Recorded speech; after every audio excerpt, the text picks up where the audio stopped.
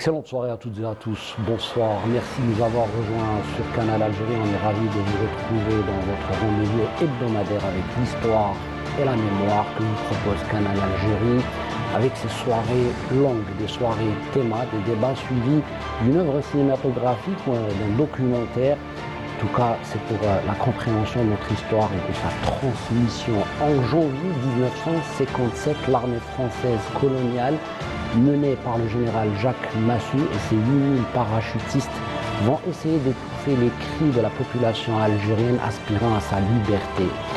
Une grande répression, une grande violence vont déferler sur la ville d'Alger. Une loi martiale est décrétée, arrestation massive, disparition forcée, torture systématique ou systémique. Des milliers de voix algériennes vont être étouffées dans la terreur. Ce soir, mesdames et messieurs, nous ouvrons cette page sombre de la colonisation française en Algérie. 69 ans après, nous allons décortiquer ce qu'on a appelé la bataille d'Alger, une séquence importante dans l'histoire du XXe siècle. Bienvenue à vous.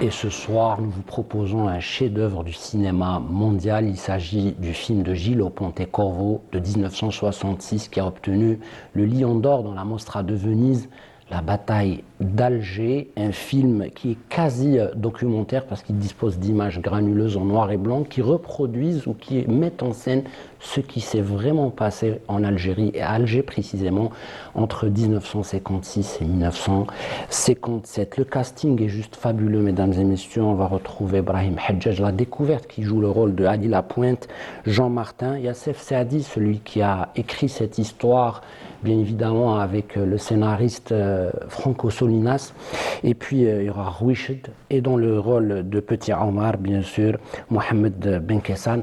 On regarde un extrait du film de ce soir. Encore une fois, c'est un film mythique mondial. On redécouvre un extrait de la bataille d'Alger ce soir sur Canal Algérie. On revient juste après.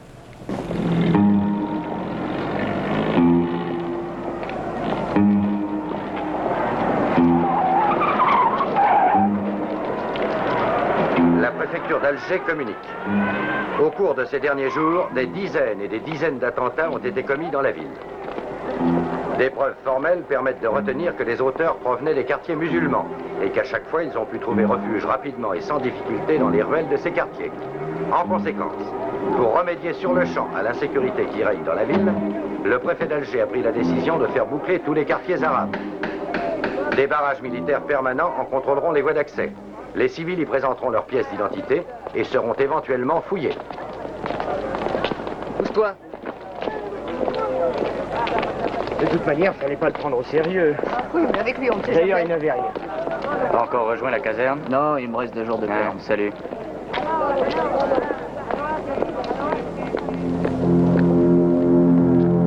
ما تلفنيش انا نقول لك ما تلفنيش يا ولد الكافر. نحي يديك نحي يديك. Tu sais pas qu'il faut jamais toucher à une de leurs femmes?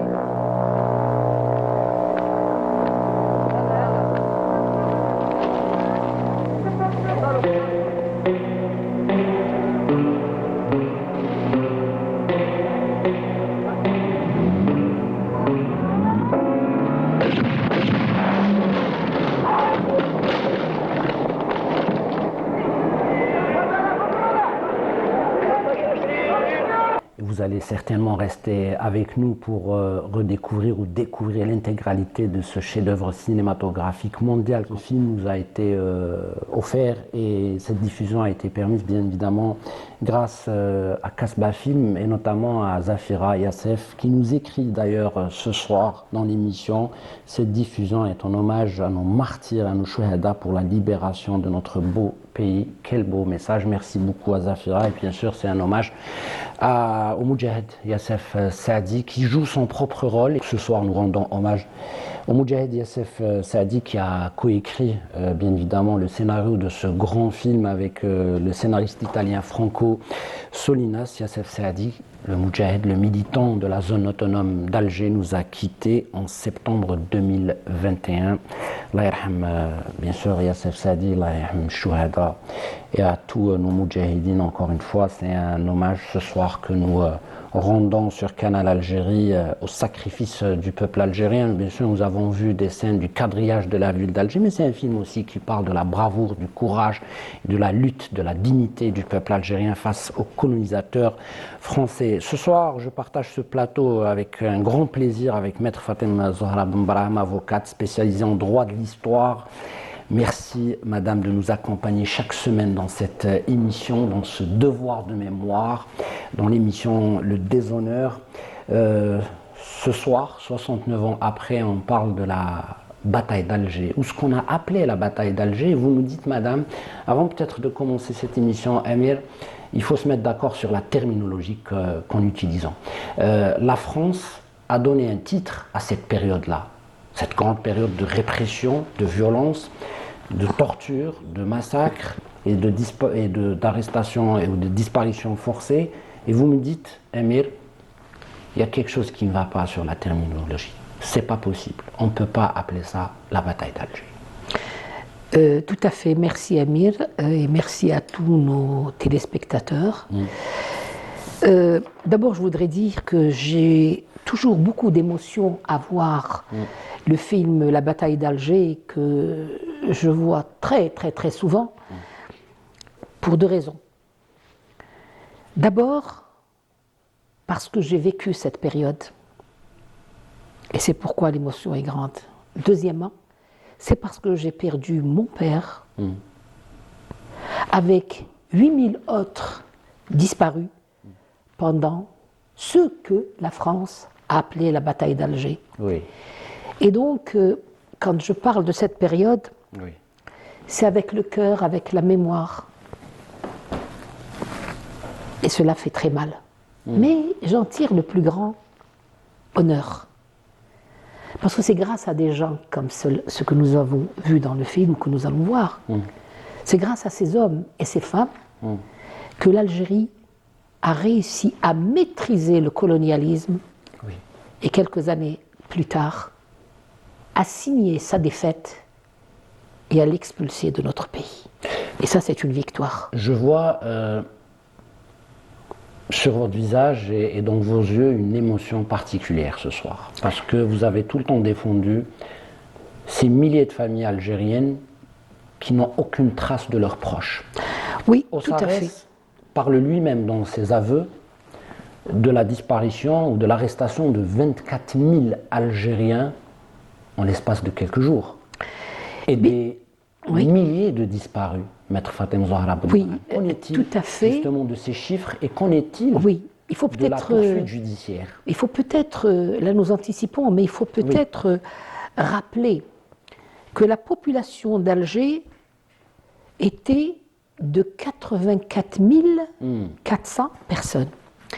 Et que Ossarès reconnaît dans ses écrits et dans ses vocaux qu'il avait réussi en une année, c'est-à-dire du 1er janvier jusqu'à septembre 57, à faire disparaître 10% de la population. Ce qui veut dire, en termes de calcul, qu'il aurait éliminé physiquement 8440 Algériens, 8440 disparus. Ce sont ses propres déclarations et les chiffres sont les chiffres de l'État français. Pardon, et dans, justement, et dans le thème de la qualification, Maître Fatem Zahra Ben Brahim, vous dites qu'il a fait disparaître 10% de la population d'Alger, la population musulmane. Dans la qualification du droit international humanitaire, est-ce qu'on peut qualifier ça d'un génocide, d'un massacre à ciel ouvert?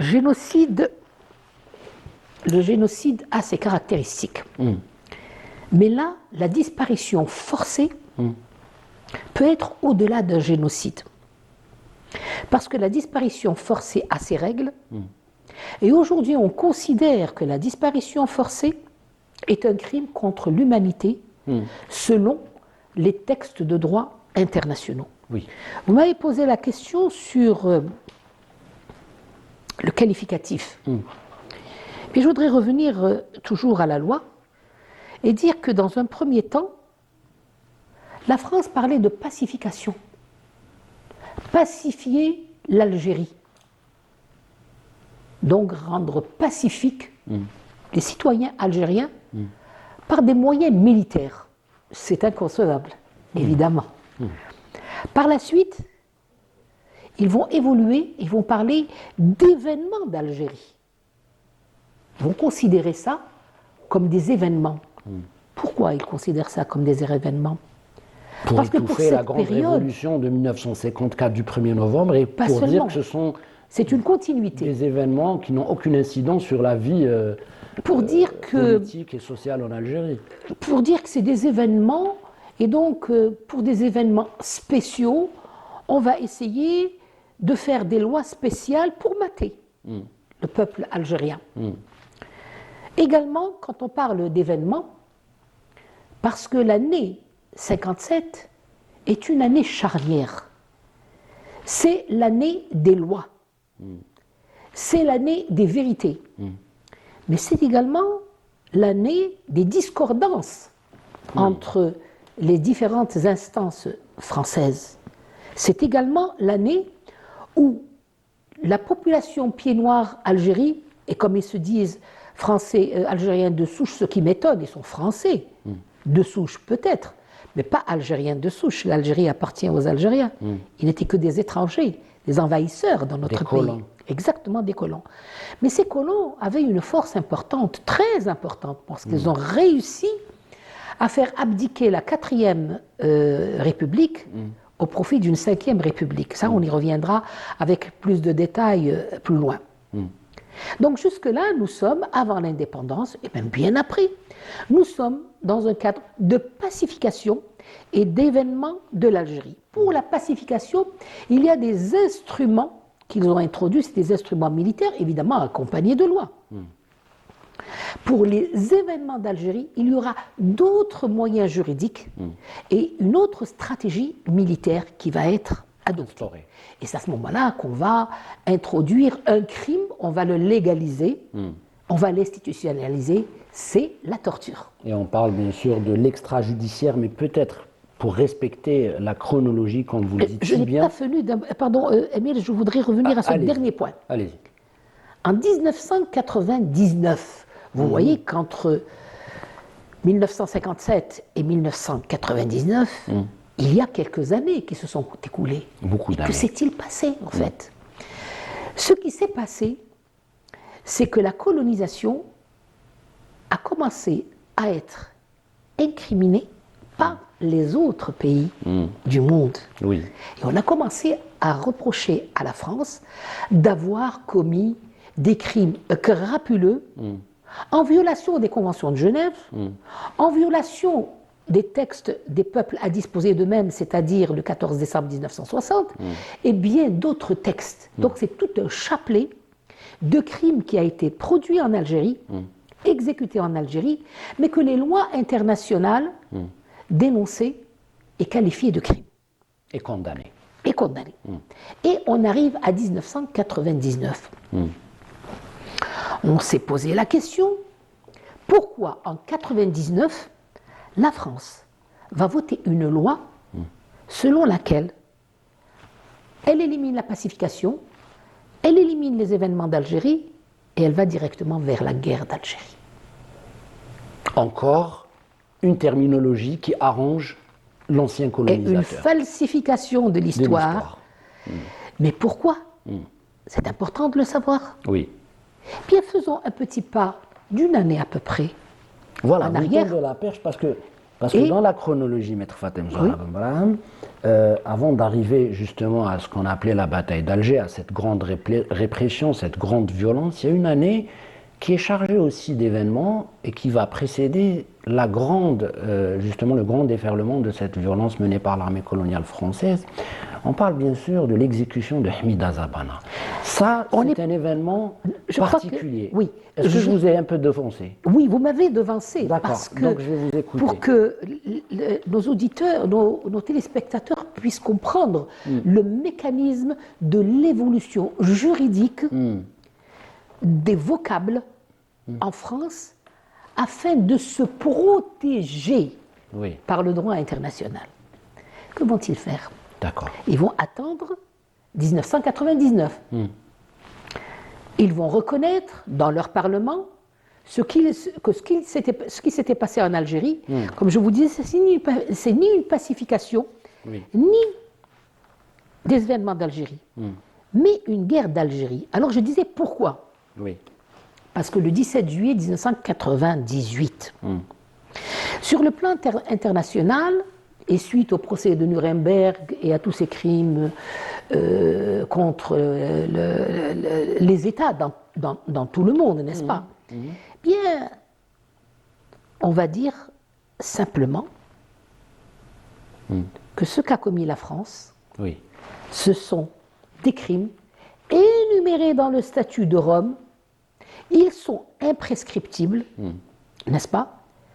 Et nous sommes rentrés donc dans une phase nouvelle qui ouvre la porte aux pays colonisés qui ont subi le colonialisme de pouvoir se retourner et de demander leurs droits. Pourquoi? Pourquoi? La France a signé, elle a ratifié ce statut de Rome. Mais si elle reste dans l'alternative de pacification et des événements d'Algérie, ça devient la grosse et la grande criminelle.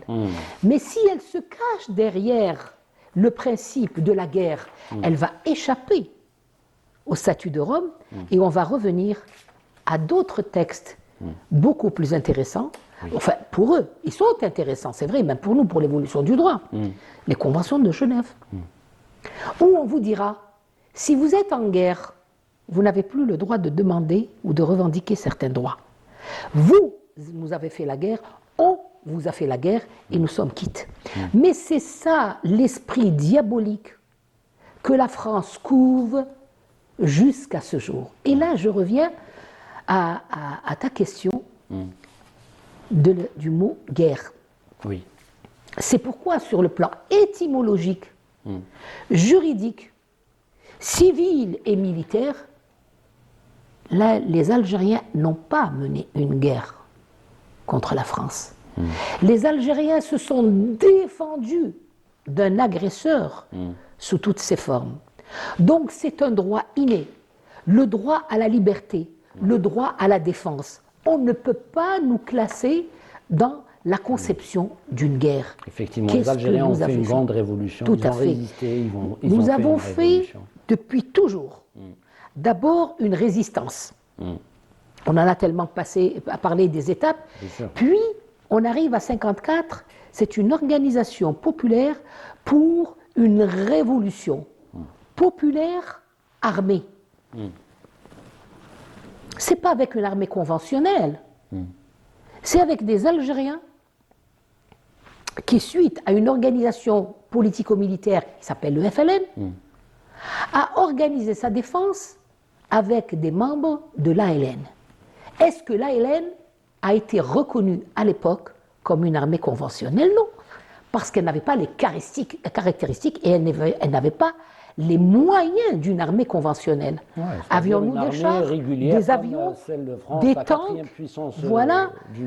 Eux étaient armés jusqu'aux dents. Mais nous, on a commencé avec des bâtons, avec des fusils qu'on a fabriqués avec du bois et des ressorts, etc. Je sais la fabrication. On m'a appris à le faire pendant la période de 1962. Donc on n'avait pas des moyens.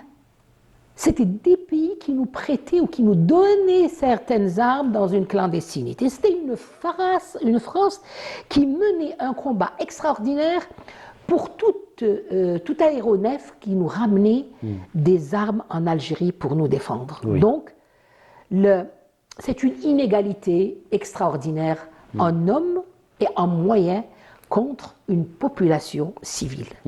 Donc, il faut bien comprendre que nous n'avons pas fait une guerre, mais nous avons fait une révolution populaire armée. Revenons au mot révolution. Que veut dire révolution? Oui. Le mot révolution veut dire un changement radical d'une situation donnée. Et alors, avec les très très peu moyens que nous avions, on a réussi à changer l'ordre social, militaire et politique que la France nous avait imposé par des personnes très souvent analphabètes, qui n'avaient aucun moyen, mais qui avaient une conviction, un amour pour cette patrie et une détermination à venger ce pays par leur vie. Donc vous voyez que le mot révolution est bien approprié. Oui. Maintenant, le mot guerre. Ça nous ramène à revenir donc à ce que nous avons dit. Nous n'avons pas fait une guerre. Nous n'avons pas fait une guerre. Et il était impossible de parler du mot de guerre. Pourquoi? Parce que nous étions un département français. Est-ce que la France peut se faire une guerre à elle-même? Est-ce qu'elle peut se faire harakiri? Non. Vous voyez, tous ces vocables ont été instaurés pour que le subconscient des Algériens aille dans ce sens, guerre d'Algérie. Et ils nous ont fait une guerre irrégulière, illégale, parce qu'ils ont massacré des populations civiles. Et ça, c'est encore un crime qui ne sera pas oublié ni dans un siècle, ni dans 10 siècles. Choisir une terminologie pour minimiser ce qui s'est passé et effectivement pouvoir se soustraire à la justice. À la sanction. Et à la parce qu'ils sanction. sont visionnaires, hein, il faut le dire. Ils ont des stratèges qui réfléchissent à long terme. La réflexion dans ces États, c'est 50 ans après, 100 ans après et 200 ans après. C'est ça les grands paramètres de la réflexion dans le futur. Oui. Maintenant, puisque nous sommes dans la période de 1957 et ce qu'ils appellent la bataille d'Alger, encore là, on va discuter. Oui. Est-ce que Alger a fait une bataille? Eh bien non. Parce que l'organisation politico-militaire de l'Algérie, c'était d'abord les maquis, les fameuses zones, n'est-ce pas? Mais Alger n'était pas une zone au même titre que les autres. Oui. C'était une zone autonome. Pourquoi l'a-t-on appelée zone autonome? Parce que c'était le cœur battant de l'Algérie. La zone autonome avait ramassé tous les dirigeants de la Révolution, le fief, de le centre réflexion névralgique de l'ALN et du FLN. Tout à fait. Mais c'était également important parce qu'à partir d'Alger, la France s'est sentie poignardée. Revenons un petit peu à la structure d'Alger. Nous avons la Casbah, le Djibel, comme on dit, n'est-ce pas? Avec ses issues, avec cette population dense, cette population très cohérente que les Français ne connaissaient pas. Et à côté, juste à côté, il y avait le quartier français. Si vous descendez la rue de la Lyre, ou vous la remontez, vous êtes au marché. Le marché est au croisement entre le quartier français et le quartier algérien. Musulmans. Et les deux grandes rues sont la rue de la Lyre et la rue qui mène vers Djemalihoud, le marché, qui a eu un très très très grand rôle dans la Révolution. Cette partie s'appelle la Basse Casbah. Tout à fait en haut, Sidi Abdelrahman, tout à fait en haut, Sidi Abdelrahman fait partie de la Basse Casbah. Tout à fait en haut, Bab Jdid, c'était la Haute Casbah. Donc c'était le fief des Moudjahidines. Pourquoi le fief du Moudjahidine? Parce que l'architecture de la Casbah prêtait un climat extraordinaire pour le déplacement. C'était d'une terrasse à une terrasse. On pouvait faire un attentat à Djemalihoud et se retrouver 5 minutes après, tout à fait en haut, et échapper. Et aux reportés du colonisateur et de l'armée coloniale. Mais tout à fait. Alors ils ont compris, ils ont été surpris par l'organisation de la zone autonome. Et dans cette zone autonome, on peut dire que presque toute la population était soit fidaïne, soit moussabbilin. Le moussabbil, c'est celui qui donne sa vie à la révolution. Sabbala nafsahu littarir wa litahrir al-balad. Le fidaï avait un rôle, une mission de faire des actes de fida. Fida, veut dire sacrifice. Donc vous voyez à peu près le Fidei et le Moussabilin ont à peu près la même mission, mais ils ne vont pas utiliser les mêmes moyens. Donc l'organisation de la zone autonome, c'est cela. Elle reste liée à toutes les zones, mais elle reste totalement indépendante. Et c'est pour ça que ça a été le fief de Ben Ramdan, de Ben Mehdi, de tous les grands leaders qui ont signé la première déclaration en 1954. Alors je vais demander à la régie Seth et à Nabil Telibech de nous proposer un second extrait du film La bataille d'Alger. Cet extrait est choisi parce que on a parlé du pouvoir politique français qui était justement pour la répression, pour la violence contre le peuple algérien. On a parlé du bien sûr pouvoir militaire qui exécutait ce que la politique lui dictait. Et puis bien sûr la grande catastrophe, j'allais dire, de cette République française, c'est de mêler le pouvoir judiciaire dans des actions extrajudiciaires qui vont permettre le crime à ciel ouvert, qui vont permettre les disparitions forcées et les arrestations massives, mais aussi les ultras qui ont tout fait. Ces ultras, ces personnes, des colons, des milices qui voulaient en finir avec l'idée de la révolution algérienne de novembre 1954 et d'essayer d'étouffer la voix de l'Algérie libre et de la population algérienne qui voulait sa liberté. Un événement, encore une fois, de l'année 1956 qui nous montre et qui est bien mis en scène d'ailleurs par le réalisateur Gillo Pontecorvo, c'est l'attentat de la rue de Thèbes.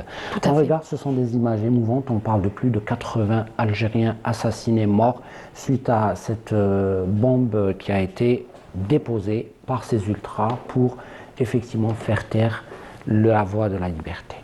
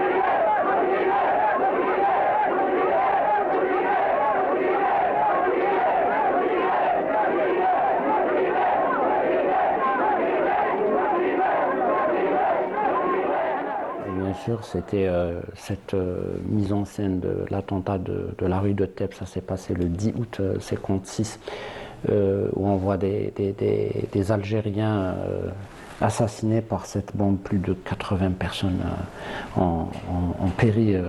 Qu'est-ce que cette séquence symbolise justement, Maître Fatem Zahra Ben Barham, dans le sillage de ce qui va nous mener vers cette répression massive qui a été provoquée par le colonisateur, encore une fois. Ça a été une provocation pour faire sortir les Algériens de la Kasbah et pour quadriller et pouvoir trouver les moyens, peut-être juridiques, pour quadriller la Kasbah et encore exercer une autre répression contre les Algériens.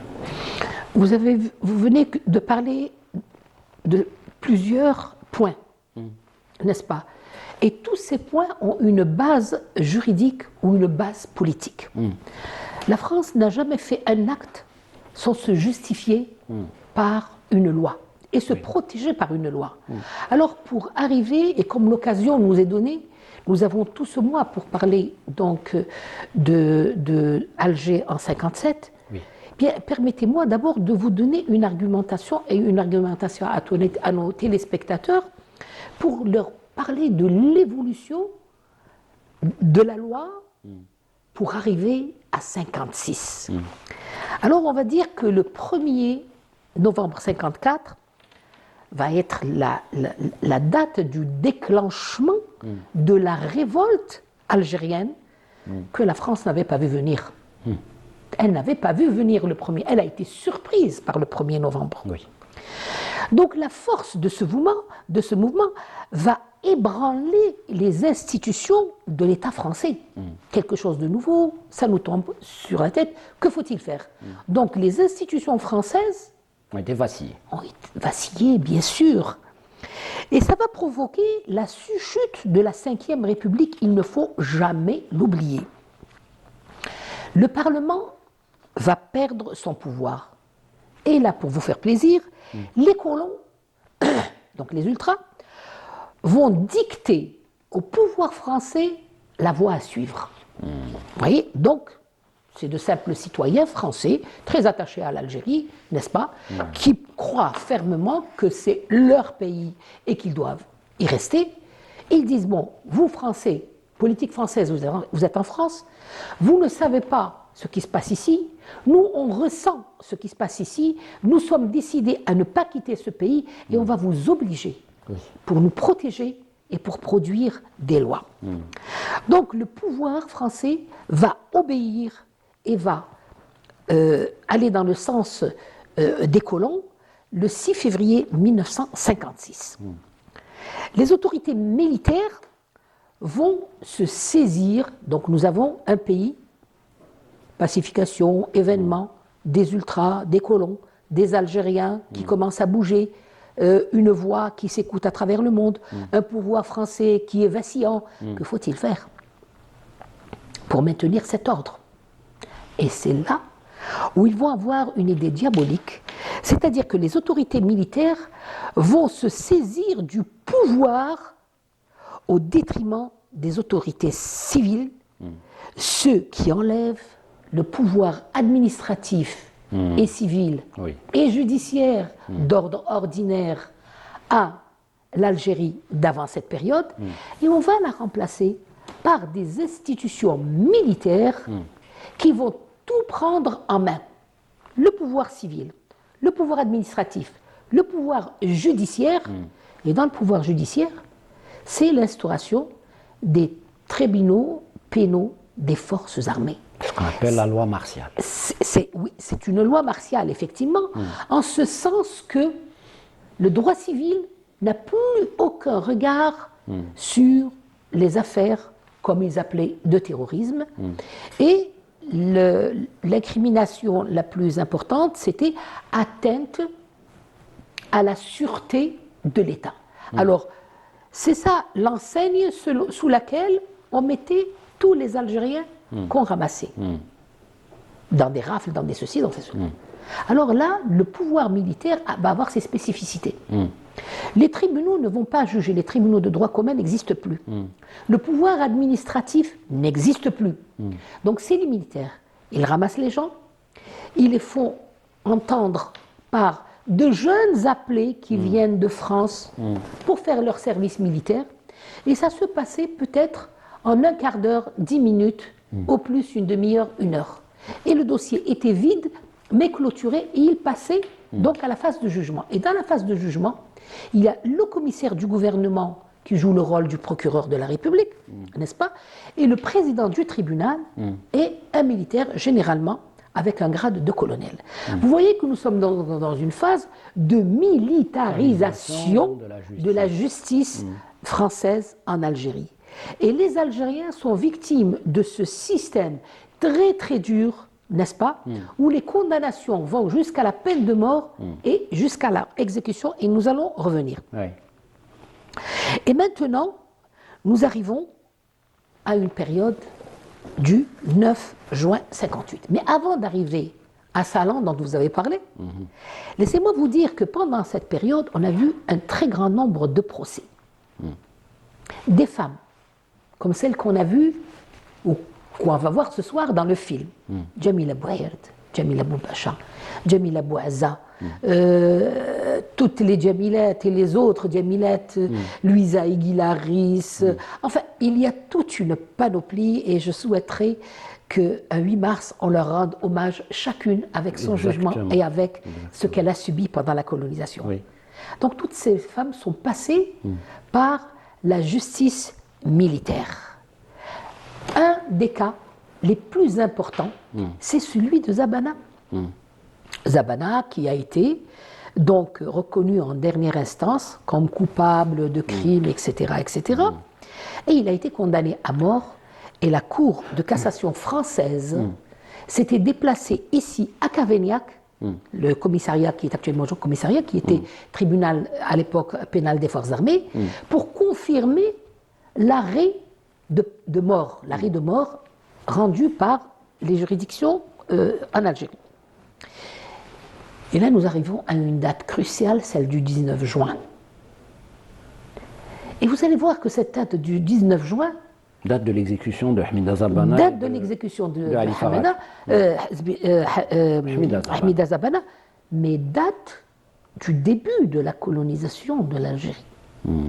Et là, il va falloir qu'on réfléchisse pourquoi Mitterrand et Coty, président de la République, ont tenu absolument à ce que l'exécution de Zabana se fasse le 19. Malgré l'insistance, n'est-ce pas, de toutes les institutions internationales et des chefs d'État et même des rois tels que la reine d'Angleterre, qui ont dit « vous ne devez pas l'exécuter, c'est un révolutionnaire, ce n'est pas un criminel ». Donc il était dans ses droits quand il a défendu son pays. Et malgré ça, la France a insisté pour que ce soit le 19 juin. Eh bien c'est sous l'insistance des ultras, des colons d'Algérie. Pourquoi ? Parce que le 19 mars, nous parlons du début de la colonisation. Donc le début de la colonisation a été une véritable offense au peuple algérien de l'époque, 1830, excusez-moi. Voilà. Le 19 juin 1830, ça a été une offense contre le peuple algérien. C'est une agression dans un premier temps, ce n'est que des années après que c'est devenu une annexion. Donc, agression contre qui ? Contre le peuple algérien. D'accord ? Eh bien, 19 juin 1956, on donne une autre preuve, un gage aux ultras et aux colons. On va exécuter un révolutionnaire qui s'est levé contre le pouvoir français le 19 juin 1956 pour dire au peuple français, vous voyez, c'est exactement comme en 1830. Cet Algérien représente les civils, donc la société civile représente tous les Algériens. Eh bien, nous allons couper la tête de tous ces Algériens qui vous refusent dans leur pays. Effectivement, c'est une exécution pour dire, voilà, ce que symbolise l'Algérien. Voilà, c'est une exécution pour dire que voilà ce qui arriverait à ceux qui veulent parler d'Algérie libre ou d'indépendance. Tout à fait. Une exécution pour faire donc de Zabana un exemple pour tous les Algériens. Que la France donne, mais elle ne s'est pas encore tout à fait organisée militairement. Donc, ce gage est très important. Et la population française en Algérie était contente. Ils ont dit, ça y est, on a fait tomber la 4e République, nous sommes en 5e, la 5e, nous lui dictons nos lois, et le gage de l'exécution de notre diktat, c'est justement l'exécution de Zabana. Mais ils ont compté sans un homme, l'Arbi Ben Mehdi. Et sans les autres hommes de la Révolution qui étaient, comme je vous l'ai dit, à cette période cruciale, tous réfugiés à la Casbah d'Alger. Qu'a dit Ben Mehdi ? Il avait dit quelque chose d'important. Faites attention. N'exécutez pas Zabana. Zabana est un révolutionnaire. Ce n'est pas un criminel. Mais si vous l'exécutez malgré tout, sachez que nous répondrons et on va nous aussi exécuter par dizaines les Français qui sont ici. Mais Sauf- il y a une nuance. Hein, Oui, voilà. allez-y. Il faut préciser. Il dit on ne touchera ni aux personnes âgées, ni aux femmes, Oui. ni aux enfants. Ça, c'est la preuve de la noblesse que Bien nous sûr. sommes en train de Du mener combat. une révolution, un combat légal, propre, un combat avec toutes les normes de la civilité. Nous nous défendons, nous n'agressons pas. Et évidemment, ils n'ont pas fait cas de cela. Eh bien, le résultat, c'est quoi? C'est la guérilla urbaine et la clandestinité. Et contre la clandestinité, la France n'a rien pu faire. Parce que la Casbah, c'est comme un gruyère. On vient de n'importe quel endroit. On fait des réunions, on rentre, on en sort, et la France ne sait pas comment arrêter les révolutionnaires. Vous avez vu dans le film, dans le passage que nous avons vu, vous avez vu comment ils ont barricadé la Casbah, n'est-ce pas? Vous avez vu le déferlement de la population. Qu'est-ce qu'on a remarqué? Ouais. Femmes, enfants, hommes, c'est toute la Casbah qui vibre du seul son, Oui. Tahia al-Jazair. Oui, on va demander peut-être à Nabil de nous chercher cet extrait, peut-être avec lequel on va finir ou terminer cette émission. Bien sûr, c'est l'apothéose du film, c'est cette fameuse scène qui retrace ce qu'on appelle cette grande date qui va permettre aux Algériens de se faire entendre même à Manhattan. Et Tout c'est comme à ça, fait. c'est le 11 décembre C'est pour ça 1960.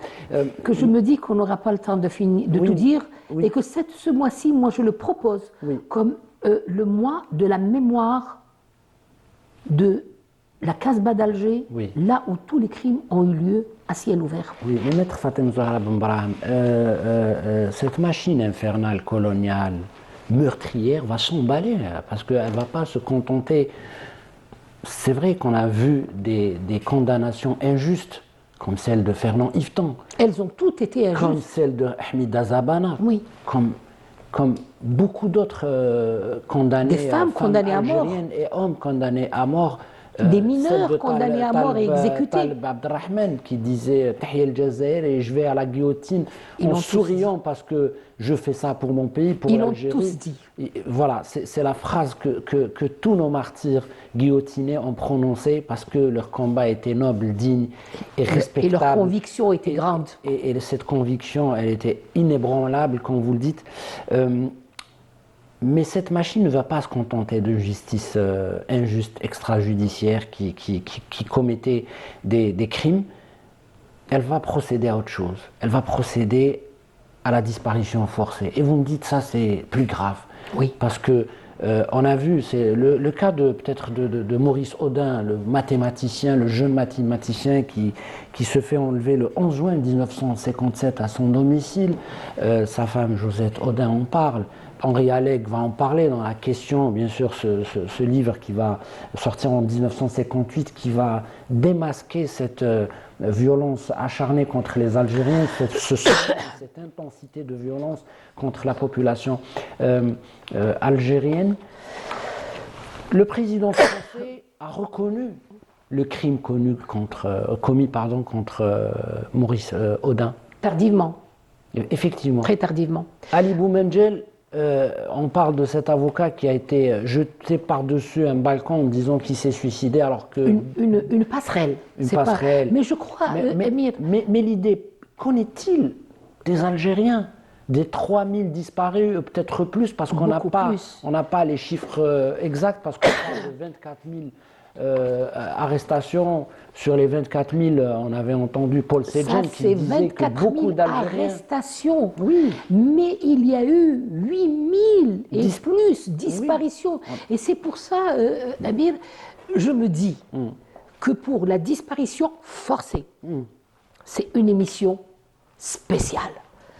On ne peut pas en parler et laisser passer ça comme si c'était un fait banal. C'est beaucoup plus important que ça. Et je souhaiterais qu'on garde la question des disparus. Vous voyez, quand j'en parle, j'ai la gorge Ouais. très serré parce que j'en sais long. Mais allez. Et laissez-moi vous dire que ce jour-là, nous allons présenter au peuple algérien le visage d'au moins 400 personnes disparues que leurs enfants ne connaissent pas. Et j'espère qu'on aura les moyens de les présenter au moment où on va parler de cette question. Bien sûr. Et chacun va reconnaître ou va voir pour la première fois son père disparu en 57. Là, Par contre, c'est très émouvant. Oui, c'est très émouvant, c'est très émouvant. Très dur Par contre, avant de nous quitter, je crois qu'il est important de parler de la date du 4 janvier 57. Vous allez me dire, c'est quoi cette date? Eh bien, nous sommes en début, nous sommes au début du mois de janvier 57. Eh bien, il y a eu une très grande réunion qui s'est tenue à Matignon, sous la présidence de Guy Mollet, et dans leur débat, ils préparaient, n'est-ce pas, les questions écrites qu'ils devaient présenter à l'ONU pour débattre de l'Algérie, date prévue en janvier 57. Ça, c'est du côté français. Et leur texte va porter sur quoi? Il va porter sur, rappelez-vous, le renforcement de la sécurité de la population. De quelle population vous voulez parler? Ils savent très bien que c'est la population française, mais ils laissent dans le vague population. C'est pour dire que nous, on maintient l'ordre, nous, on fait attention aux événements, on protège toutes les populations, qu'elles soient algériennes ou françaises, devant la recrudescence des attentats. Et ils veulent dire que les attentats qui sont commis, eh bien, ils sont commis contre les Algériens et contre les Français en même temps. Vous voyez la préparation qu'ils ont fait. Mais les Algériens vont également commencer à préparer leur réponse. Et 57 va être une année charnière parce que la question de l'Algérie va être évoquée à l'ONU et c'est une ouverture, n'est-ce pas, pour la diplomatie algérienne, n'est-ce pas, qui va activer très sérieusement et l'organisation donc du GPRA, du FLN, et des questions posées à l'ONU afin que l'ONU puisse discuter de la question algérienne. Donc c'est le début de la question algérienne. Oui. Et alors quand on parle justement de cette période, il y a aussi ce scandale international d'ailleurs qui a été crié par Vidal Naquet, par des personnes la torture, bien sûr. qui disaient que ce qui se passait en Algérie, c'était une aberration envers le droit international humanitaire, envers les droits de l'homme, envers la personne et la dignité humaine, et c'était une sauvagerie extrême qui a été employée justement par Ossarès. Il le reconnaît avec des méthodes. Il y a Ossarès, il y a Salan, il y a toute une brochette. Exactement. On y arrivera un jour en disant telle personne, voilà quel crime elle a commis. Oui. En tout cas, merci beaucoup, madame. Je sais que la thématique est très très importante et qu'il nous faudrait peut-être beaucoup plus de temps pour décortiquer. Nous avons tout le mois de janvier. Bien sûr, c'est le mois de cette grande répression sur la ville d'Alger, ce qu'on a appelé la bataille d'Alger, 69 ans après. Ce soir, on le fait à travers, bien sûr, cette diffusion exclusive, j'allais dire peut-être, sur bien sûr Canal Algérie du film La bataille d'Alger de Gillo Pontecorvo, Lion d'or de la Mostra de Venise en 1966. Il n'est pas que ça. Oui. Il est l'œil du monde sur ce qui s'est passé en Algérie, sur la révolution algérienne. Oui. Et bien évidemment, ce film-là continue jusqu'à ce jour à être visionné partout dans le monde. C'est un film indémodable. Par les militaires. Par les militaires. N'est-ce pas? Et Ossarès a été celui qui est allé expliquer la révolution algérienne et la révolution urbaine, c'est ça, urbaine. La guérilla urbaine. La guérilla urbaine. La guérilla urbaine. Voilà, c'était juste pour dire que le film de ce soir, c'est un chef-d'œuvre cinématographique, un film culte qu'on propose à nos chers téléspectateurs, encore une fois, grâce à nos amis, notamment Zafira Yassef, qui nous a écrit et qui nous a bien évidemment permis cette diffusion sur Canal. Algérie, un hommage à un grand militant, algérien qui nous a quittés Voilà. début J'y tenais de absolument. l'année. Oui. Mohamed Harbi, Oui. quelqu'un qui a fait beaucoup pour l'Algérie, pour son Nous a histoire. laissé beaucoup d'écrits et de documents sur lesquels on travaille actuellement. Oui. Ça a été un trésor ce qu'il a, et on rend hommage à cet homme très grand en souhaitant qu'il y ait beaucoup d'Algériens et de Français, n'est-ce pas, de bonne conscience pour continuer ce combat. Et ce film, La bataille d'Alger, est choisi parce que c'est un film qui nous montre aussi le courage, la bravoure, la personnalité algérienne, l'identité algérienne, comment ce peuple résilient a pu résister à cette force incroyable coloniale, militaire, bien sûr qui employait toutes les méthodes pour le faire taire, mais finalement la voie de la liberté, la voie de la vérité, la voie de l'indépendance, la voie de la dignité s'est exprimée au final et on a eu gain de cause. Et aujourd'hui, on sert d'exemple pour l'Afrique, pour le monde, pour tous ceux qui aspirent à la dignité, à l'égalité, à la liberté, de s'en référer au combat du peuple algérien de 1830 jusqu'à 1962, en passant par cette grande date du 1er novembre 1954. Une émotion ce soir aussi, parce qu'on veut, nous aussi, même le staff du Studio 7, Nabil Telibech et vous-même, peut-être porter chance et peut-être lancer un message à nos joueurs de l'équipe nationale qui portent le drapeau algérien sur leur maillot et dans leur cœur et dans leur âme, que leur parcours est une fierté. Parce que quand on voit le drapeau algérien flatter un peu partout dans le monde, c'est justement c'est toute cette histoire qui est exportée, c'est toute cette histoire qui est racontée à d'autres peuples et qu'ils ont cette âme des Algériens, braves, courageux, combattants, guerriers, mais pour la bonne cause, pour les belles choses de la vie, pour la passion et surtout pour la dignité et pour l'humanité. Voilà, je ne sais pas si je dis les mots correctement, mais en tout cas, Oui, oui. pas pour les choses pas bien. Tu l'as dit très bien. Ouais.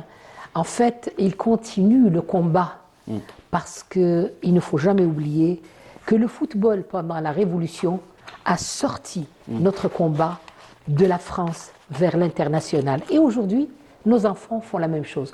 Parce que ce sont les dignes enfants des combattants.